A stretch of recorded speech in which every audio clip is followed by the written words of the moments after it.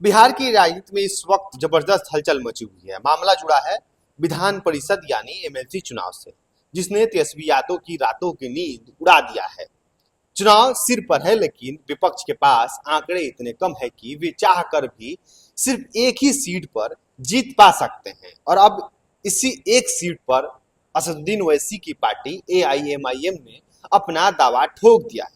ओवैसी की पार्टी कह रही है कि तेजस्वी यादव जी अपना वादा निभाइए, वरना अंजाम भुगतने के लिए तैयार रहिएगा। आखिर क्या है वो वादा और क्यों इस एक सीट की वजह से बिहार का प्रसिद्ध एमवाई समीकरण यानी मुस्लिम यादव समीकरण हमेशा के लिए टूट सकता है? चलिए आज के इस वीडियो में विस्तार से समझते हैं।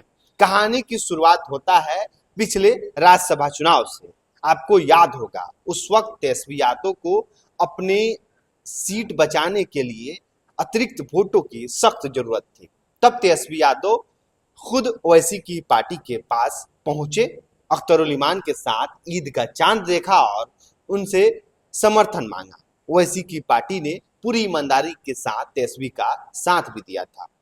उनके विधायकों ने क्रॉस वोटिंग भी नहीं किया। हालांकि कांग्रेस के विधायकों की धोखेबाजी की वजह से तेजस्वी को हारना पड़ा, लेकिन वादा तो वादा होता है। उस वक्त तेजस्वी ने ओवैसी से वादा किया था कि आप राज्यसभा में हमारा समर्थन कीजिए, आने वाले विधान परिषद यानी एमएलसी चुनाव में हम आपकी पार्टी के उम्मीदवार को सदन भेजेंगे। अब वही वक्त आ गया है और अख्तरुल इमान साफ साफ कह रहे हैं कि अब वादा खिलाफी मत कीजिएगा। अब समझिए कि तेजस्वी यादव के सामने सबसे बड़ी मुसीबत क्या है। बिहार विधान परिषद की एक सीट जीतने के लिए कम से कम 25 विधायकों के वोट चाहिए। विपक्ष के पास कुल जमा इतने ही विधायक हैं कि वो सिर्फ एक ही सीट कंफर्म जीत सकते हैं। अगर तेजस्वी यादव वो इकलौती सीट ओवैसी की पार्टी को दे देते हैं तो सदन में आरजेडी का एक विधायक कम हो जाएगा, लेकिन अगर वो सीट नहीं देते हैं तो इससे पूरी मुस्लिम समुदाय के साथ बहुत बड़ी वादा खिलाफी मानी जा सकती है। खासकर सीमांचल के इलाके में जहां के मुसलमान ओवैसी पर अटूट भरोसा करते हैं। तेजस्वी यादव हमेशा से खुद को बिहार के मुसलमानों का एकलौता हितैषी मानते आए हैं। वो कभी नहीं चाहे हैं कि बिहार में ओवैसी के रूप में कोई दूसरा बड़ा मुस्लिम नेता खड़ा हो जो उनके वोट बैंक में सेंध लगाए। यही वजह थी कि पिछले विधानसभा चुनाव में भी आरजेडी ने ओवैसी से गठबंधन नहीं किया था, लेकिन अब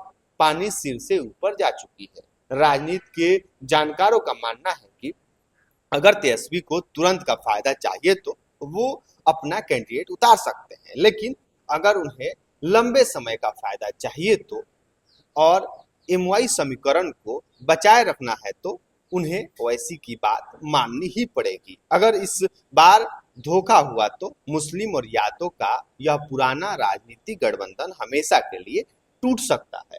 अब गेंद तेजस्वी यादव के पाले में है। क्या वो ओवैसी से किए अपने वादे को निभाएंगे या फिर राजनीति के खेल में एक नया मोड़ आएगा? आपको क्या लगता है, तेजस्वी को क्या करना चाहिए? अपनी सलाह कमेंट बॉक्स में जरूर हमसे साझा कीजिएगा। बहुत बहुत धन्यवाद।